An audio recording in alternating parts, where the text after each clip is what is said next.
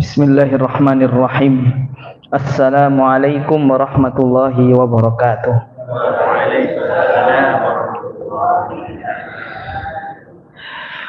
Alhamdulillahirabbil alamin. Wassalatu wassalamu ala asyrafil anbiya'i wal mursalin. Sayyidina wa habibina wa syafi'ina wa maulana Muhammadin wa ala alihi wa ashabihi at-tayyibin at-tahirin. Subhanaka la ilma lana innaka antal alimul hakim wa tub alaina innaka antat tawwabur rahim. Bapak-bapak, ibu-ibu jamaah pengajian malam Kamis ingkang ulah muliaken, monggo sareng-sareng kita miwiti pengaosan ing dalu menika dengan bacaan basmalah. Bismillahirrahmanirrahim. Nggih.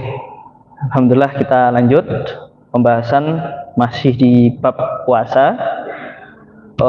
Di pembahasan malam ini insyaallah kita akan melanjutkan terkait apa-apa yang disunahkan dalam puasa. Qala al-musannifu rahimahullahu taala nafa'ana Allahu bihi wa bi ulumihi fid dharain amin. Wa yustahabbu fis shaumi thalathatu asya'a ta'jilul fitri wa ta'khirus suhuri wa tarkul hujri minal kalami. Hal-hal yang disunahkan di dalam puasa itu ada 3 hal. Yang pertama, ta'jilul fitri, menyegerakan berbuka. Nek bahasanya kita takjil niku napa, Bu? Gorengan. Ketan, dawet, nah niku takjil. Kolak lah. Nah, maksudnya takjil niki mboten dahar kolak, mboten dahar dawet, mboten napa gorengan mboten, tapi menyegerakan apa? Berbuka. Hal ini disampaikan oleh sahabat Sahal bin Sa'ad As-Sa'idi radhiyallahu anhu bahwasanya Kanjeng Nabi pernah bersabda, la yazalun nasu bi khairin ma'ajjalul fitra.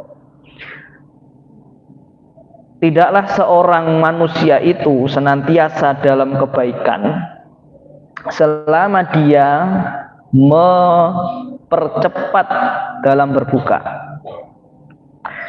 Jadi berbuka itu pripun yang diutamakan?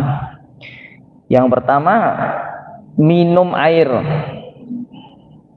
putih. Nah, niki minum air nggih, air berbuka dengan yang manis, terus sirup mboten. Air putih. Yang kedua, pripun, Bu? Kalau mau setelah membatalkan tadi dengan air putih atau kurma, sholat maghrib dulu, baru nanti setelah sholat maghrib kalau masih lapar baru makan berat. Itu yang paling utama. Jadi membatalkan niku mboten langsung nasi kuning, bakso, mie ayam, mungkin nganti wareg terus mboten sholat mboten. Tapi kalau di sini disebutkan oleh penulis pensyarah, minum air putih, makan beberapa butir kurma, setunggal angsal, 3 angsal, ganjil lebih utama, sholat maghrib kemudian dilanjutkan apa? Makan jika lapar. Nah ini bahasa di kitabnya in arodahu. Nek bahasa Arabnya in arodahu niku nek masih lapar, nek mboten nggih lanjut.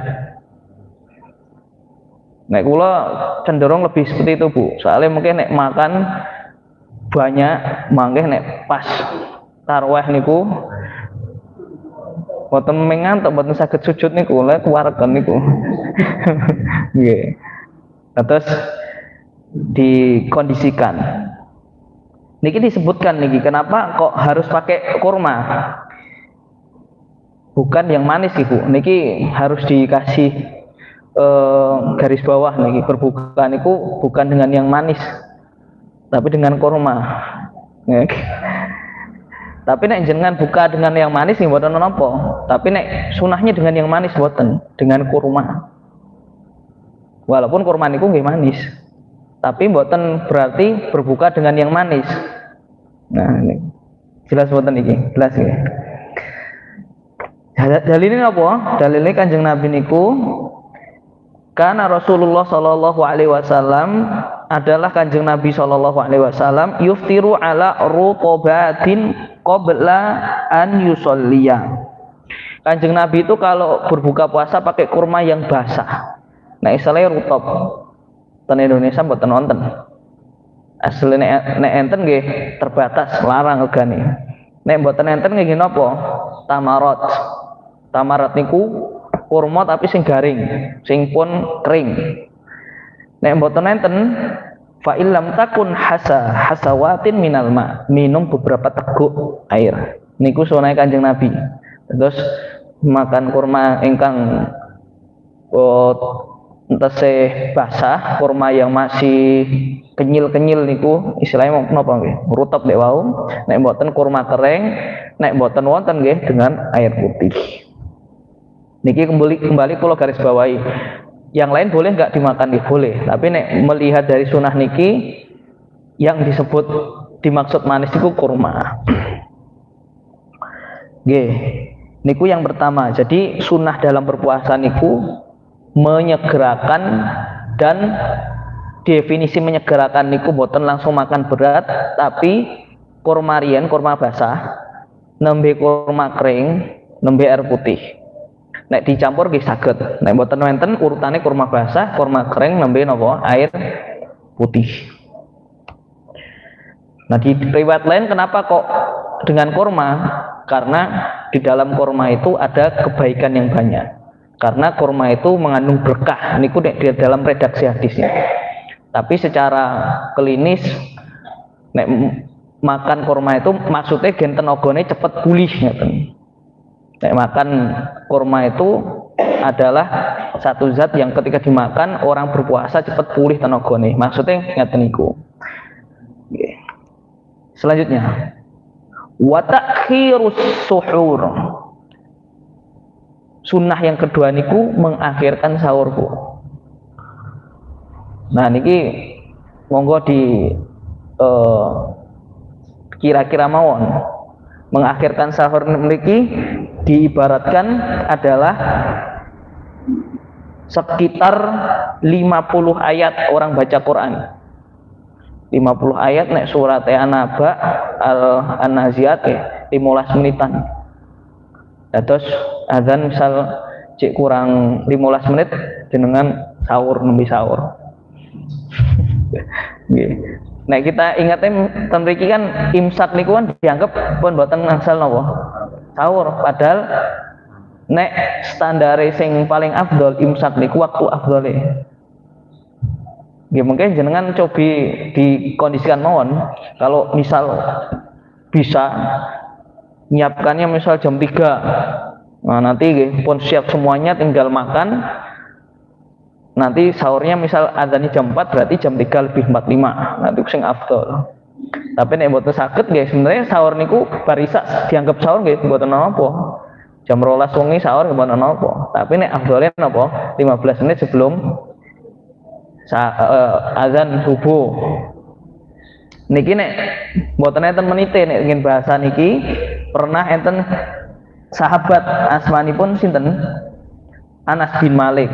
Pas niku mengabarkan bahwa Kanjeng Nabi nate sahur kalih Zaid. Terus setelah sahur niku Kanjeng Nabi napa? Salat subuh.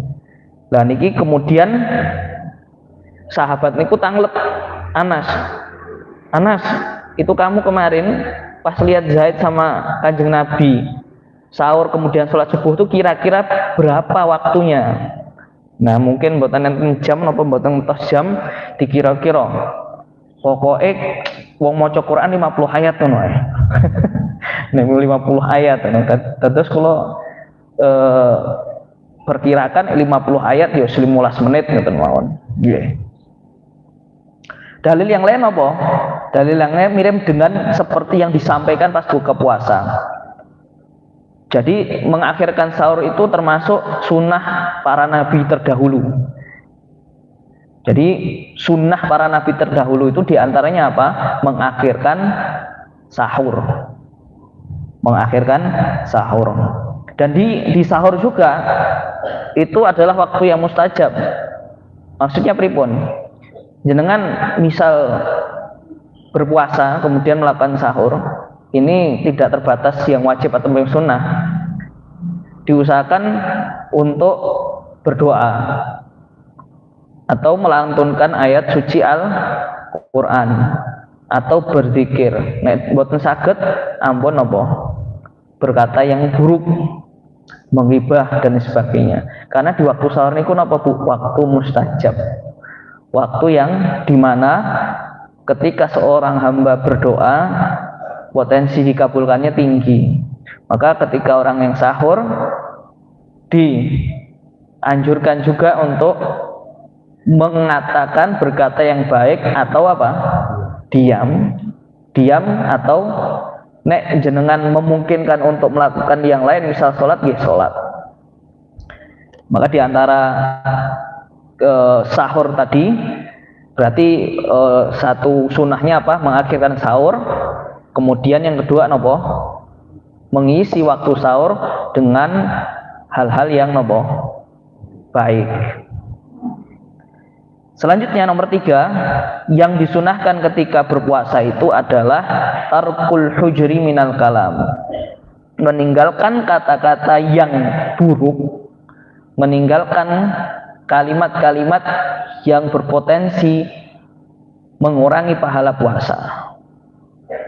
Dulu Imam Ahmad pernah ditanya sama orang, Imam Ahmad, kira-kira kalau orang yang berkata kotor itu kira-kira ada nggak sah nggak orang yang kemudian berkata kotor gitu ketika dia puasa? Imam Ahmad kemudian balik bertanya, lah emang ada orang yang terhindar dari berkata yang buruk? Nah, berkata buruk itu di sini disebutkan ya menghibah itu, mencaci maki. Bahkan diantara dianggap perkataan buruk itu ketika dia tidak membawa manfaat. Jadi kalau dalam konteks ini orang yang kemudian berkata buruk itu mungkin puasanya sah, tapi pahalanya nggak ada. Jadi puasanya sah, tapi pahalanya nggak ada. Jadi kayak ya udah formalitas, dia nahan lapar, nahan haus, sah puasanya sah, tapi nggak dapat apapun. Nah, ini sampaikan sama Kanjeng Nabi ini. Malam yada qaula zuri wal amala bihi. Barang siapa yang tidak meninggalkan perkataan yang buruk, perkataan yang berbohong, atau melakukan hal-hal yang tidak perlu dilakukan, kalau dalam kalimat sini perbuatan yang bodoh gitu. Falaisa lillahi hajatun fi an yada'a ta'amahu wa syarabahu. Maka tidak ada kebutuhan Gusti Allah itu untuk memberikan pahala karena dia telah menahan lapar dan dahaganya.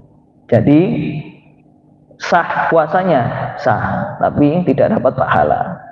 Maka diantara kesunahan dalam berpuasa meninggalkan perkataan yang tidak baik, ya gampangnya kalau nggak bisa ngomong baik, kembali tadi diam saja.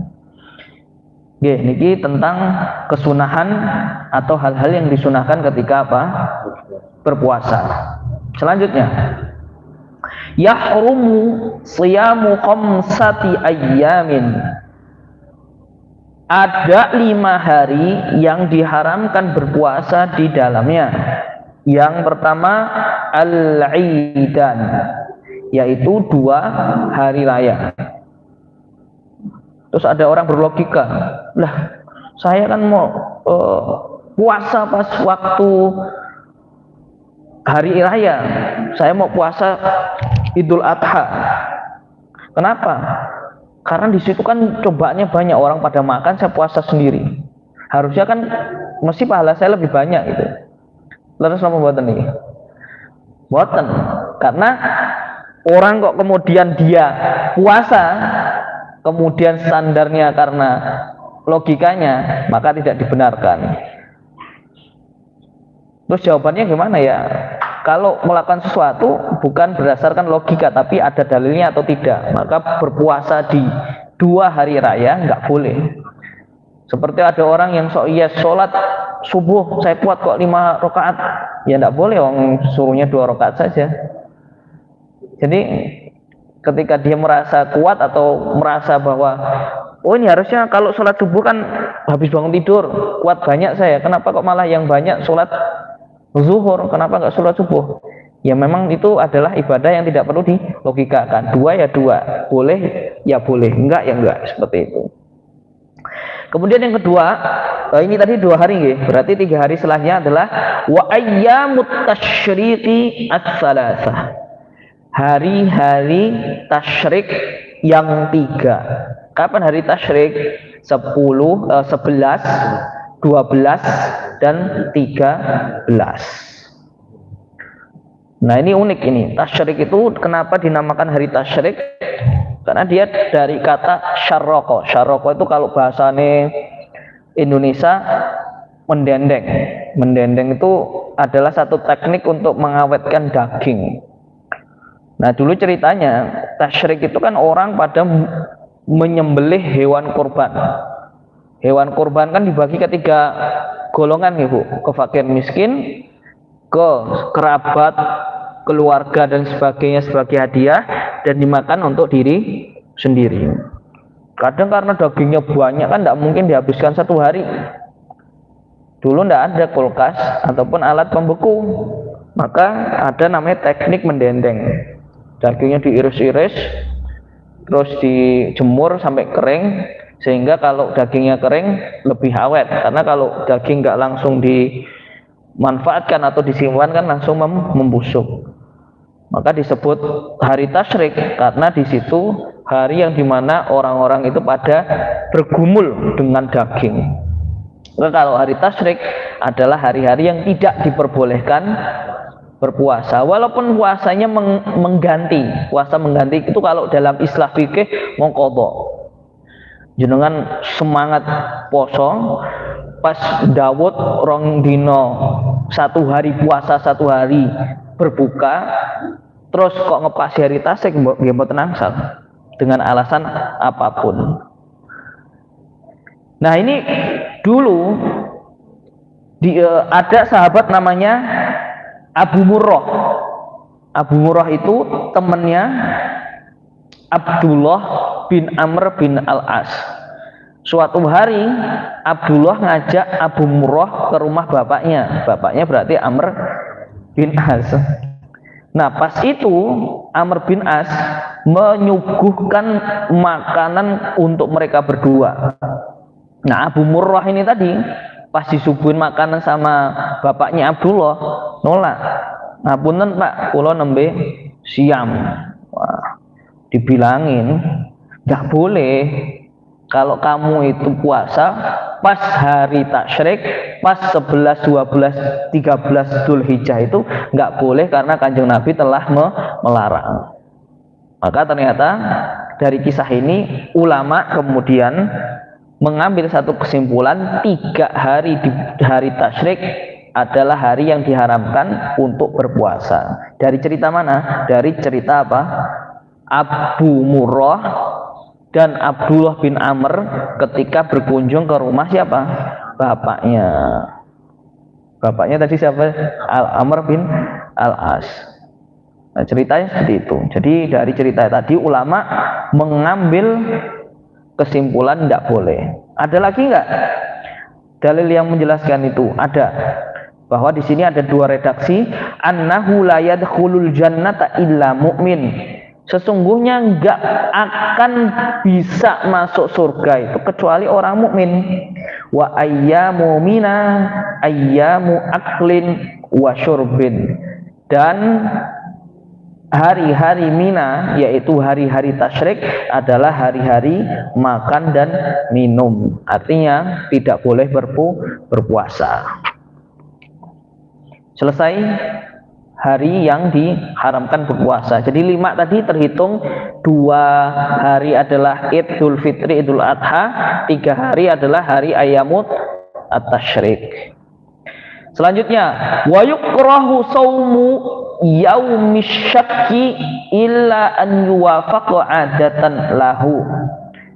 Dimakruhkan puasa pada hari syak, hari keraguan.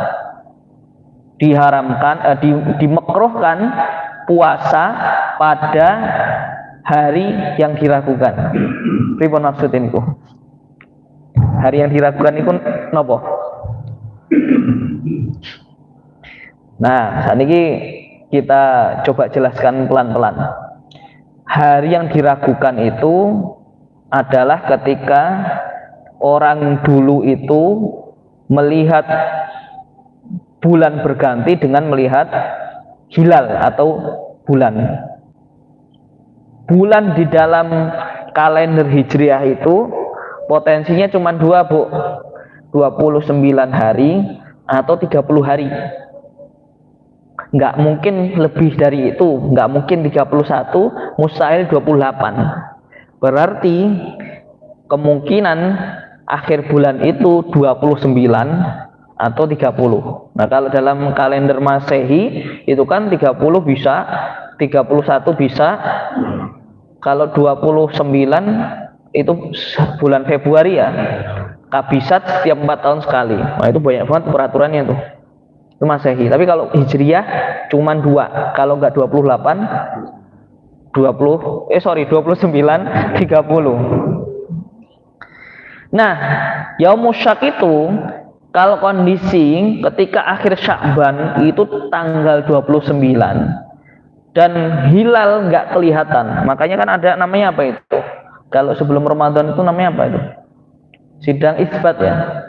Sidang isbat itu kan menentukan satu Ramadan, atau kalau gampangnya menentukan bulan baru. Caranya melihat bulan secara langsung. Nah, itu kalau mau dibahas perbedaannya, Muhammadiyah kan tidak pakai yang ru'yah langsung ya. Nah, tapi penghitungan. Tapi ini saya mau membahas dari segi kenapa disebut Yaumus Syak. Jadi orang lihat hilal, hilalnya nggak kelihatan.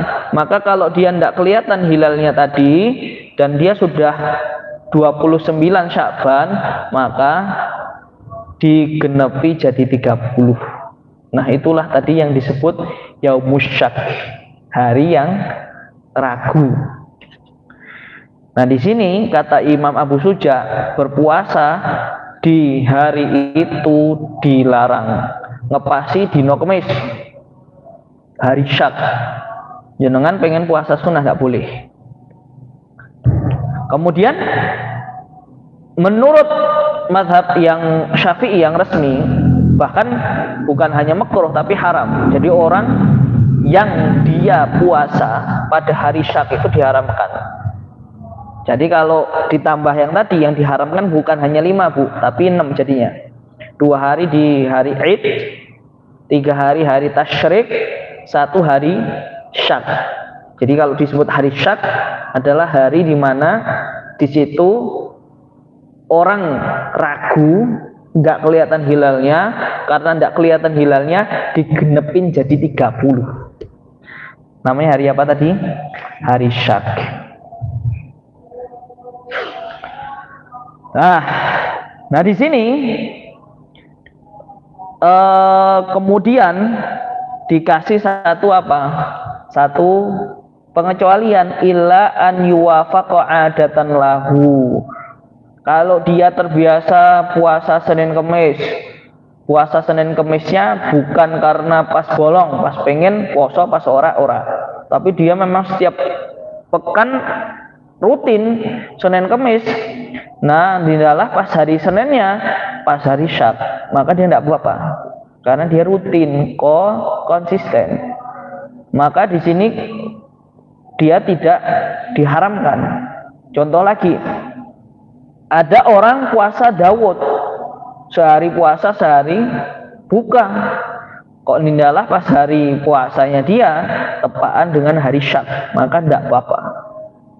Jadi yang diperbolehkan, Pak, Bu, itu ketika seseorang sudah komitmen konsisten melakukan suatu ibadah itu setiap hari, nggak apa-apa. Maka kekuatan istiqomah itu bukan hanya masalah ini. Orang biasa puasa Daud kok dindalah pas harinya puasa sakit, karena dia terbiasa pas puasanya itu sakit, harusnya hari puasanya dia sakit, maka dia dihitung seperti dia puasa walaupun dia nggak puasa. Atau misal orang biasanya sholat malam, dindalah pas beberapa hari tidak bisa bangun karena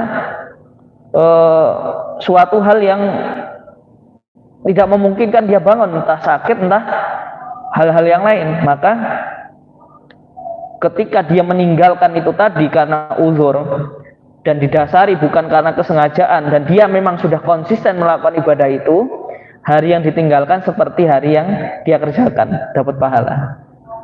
Itu keutamaan konsisten, istiqomah. Misal biasanya seminggu sekali ngaji malam Sabtu, dindalah pas malam Sabtu kebanan orang mungkin yang masjid, bukan disengaja, bukan karena memang direncanakan, maka dia karena kebanan tadi dihitung dia tetap kayak ngaji walaupun dia nggak hadir di sini, walaupun nggak ngelihat rekaman. Biasanya dia ngaji.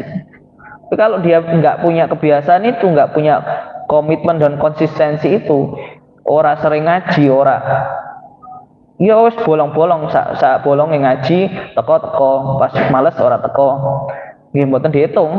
Tapi dia tidak datang karena suatu hal dan tidak sengaja, maka ketidakhadirannya itu tetap dihitung pahala di sisi Allah. Maka niku the power of consistent niku.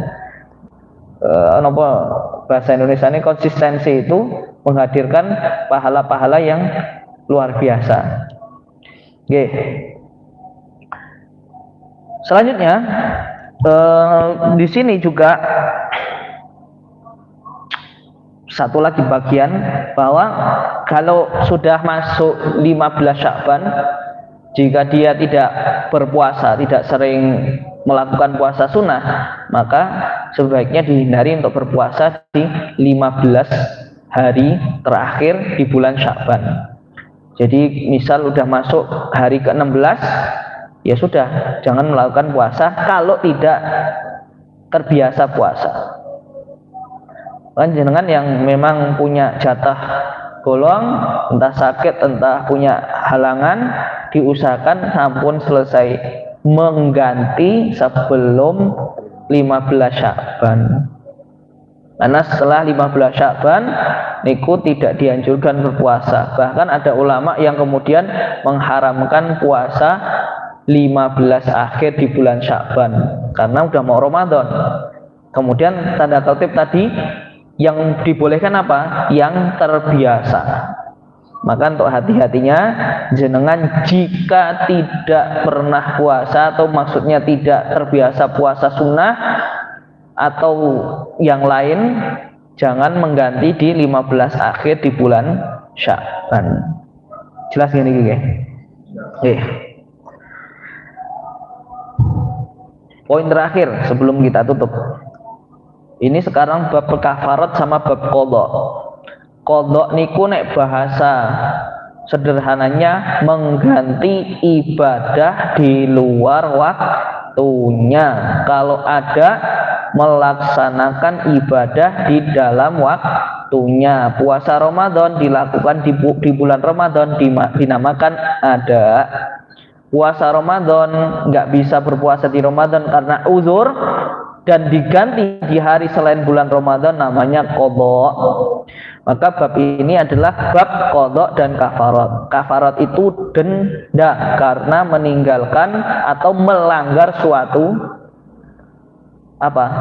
ibadah. Kalau haji namanya dam, denda meninggalkan kewajiban dalam haji namanya dam. Nanti insya Allah kita bahas.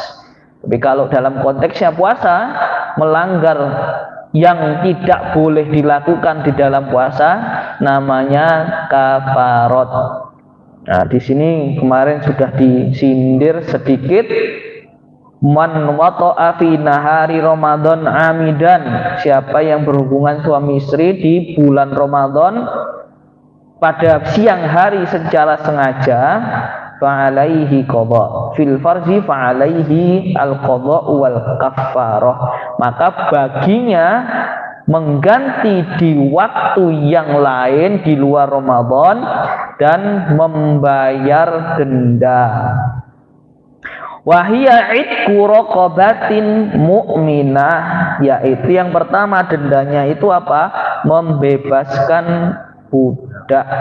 Budaknya harus mukmin. Kalau nggak ada itu dalam dua hal, nggak punya uang untuk membebaskan atau nggak ada budaknya, maka dia harus mengganti puasa 2 bulan berturut-turut. Definisi berturut-turut niku pripun? Jenengan ada orang yang puasa kafarat udah 50 hari. Hari ke-51 bolong. Maka dia harus mengulangi dari awal. Jadi yang disebut berturut-turut nggak boleh bolong. Itu kafaratnya yang jima hubungan suami istri di bulan Ramadan. Tapi masih ada opsi terakhir, Bu. Fa ilam tas yaslati fa it'amu sittina miskinan. Kalau nggak bisa, maka dia memberi makan 60 orang miskin. Nah, kemarin kita sudah definisikan orang miskin ya.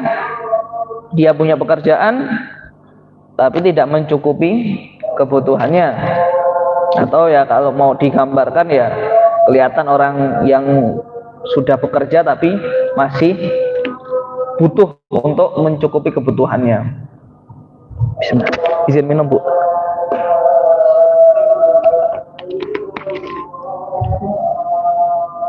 Berapa itu? Likul miskin muddun. Setiap kepala, setiap orang miskin diberi 1 mud. Ini juga pernah kita singgung berkali-kali. 1 mud itu perkiraan 600 gram makanan pokok. Ya kalau mau anget ya 1 kilo lah, 1 kilo. Terus dalilnya apa? Ini kemarin juga sempat kita singgung nih. Pada suatu saat Kanjeng Nabi pernah duduk-duduk sama sahabat. Datang orang yang tergesa-gesa ngomong, mati aku ya Kanjeng Nabi, mati aku Kanjeng Nabi. Bahasa Arabnya halakat, mati aku, aduh sial aku. Kenapa gitu kan? Ini saya itu habis melanggar, saya habis melakukan hubungan suami istri pas puasa. Nah, terus Kanjeng Nabi bilang, oh ya sudah, kalau gitu kamu bebaskan budak. Kata beliau, kata sahabatnya, enggak punya saya, enggak punya uang gitu. Ya sudah, kalau gitu kamu puasa berapa? 2 bulan 60 hari. Waduh, enggak mampu gitu kan. Ya bahasanya enggak mampu tuh mungkin dia tua atau memang fisiknya lemah, atau yang kedua nggak mampu sedino bobol pokoknya 60 hari kan, itu istilahnya. Yang terakhir, ya sudah, kalau gitu kamu kasih 60 orang miskin makanan. Waduh, nggak punya juga ini. Nah ini agak unik ini. Miskin melanggar nih, kemudian ya dikasih opsi A gak iso, opsi B gak iso, opsi C ora iso. Nah, kemudian hening sejenak, tiba-tiba Kanjeng Nabi itu dikasih hadiah sekeranjang kurma kering dari Irak. Habis itu dipanggil tadi, "Ndiki mau sing takon ndiki mau." Celuk sing takon mau sapa? Terus datang ke Kanjeng Nabi, apa? Nyoh, sak keranjang kurma iki tak wenehi awakmu, kekno orang miskin di sekitarmu. Masih unik lagi. kata orang yang tanya tadi, Kanjeng Nabi, apakah memang saya kasihkan ke orang paling miskin di daerah saya? Iya, Kanjeng Nabi, setahu saya ini paling miskin di tempat saya. Rada unik ini. Wes. Ini barokah orang-orang sahabat tanya kayak gini tuh kita jadi wah, masya Allah ya. Ya, Kanjeng Nabi ketawa itu. Kanjeng Nabi ketawa. Ya sudah itu kurmanya kamu kasih untuk nafkah keluargamu. Ya tadi surat keranjang kecilan tadi Rasulullah ya mungkin ini nek wong kono ya wong kong ini. Tapi barokah beliau itu berani tanya ya akhirnya kita dapat ilmu itu. Nah, ini dalam sisi tertentu ternyata untuk bab-bab membayar denda ini negara hadir gitu. Jadi bukan hanya untuk menyelamatkan dunianya tapi akhiratnya. Ini kalau dia nggak bayar denda ini kan dosa.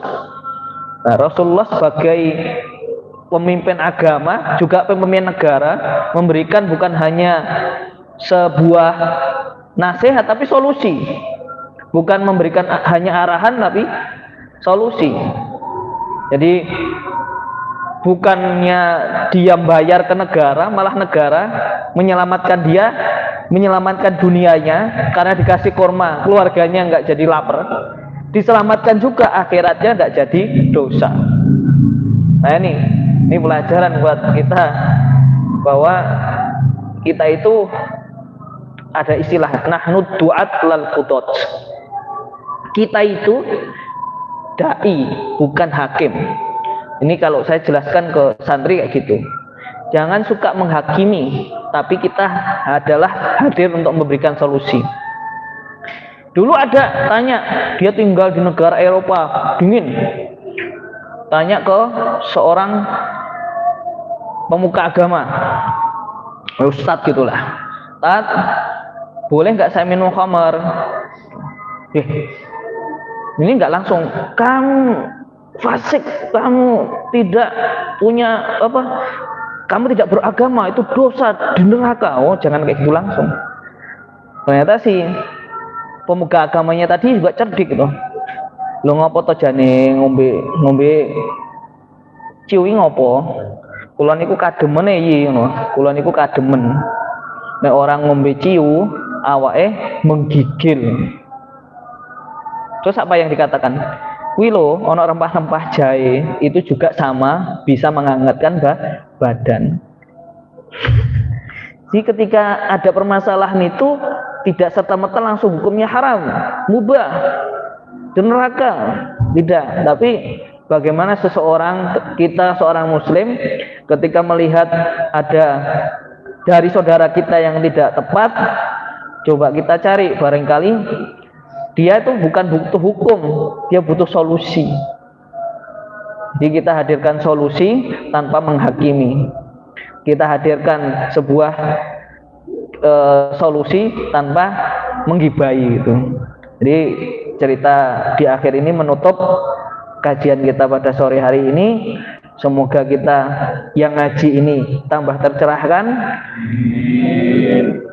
dengan saudara, dengan tetangga kita itu tambah sayang karena pengen masuk surga bareng. Ya.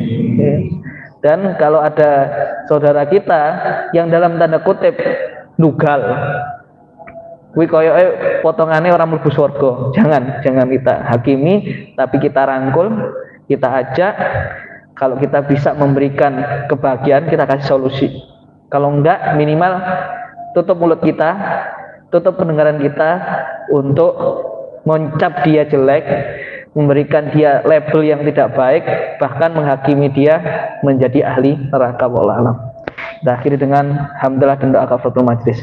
Alhamdulillahirabbil alamin. Subhanakallahumma bihamdika asyhadu an la ilaha illa anta astaghfiruka wa atubu ilaik. Assalamualaikum warahmatullahi wabarakatuh.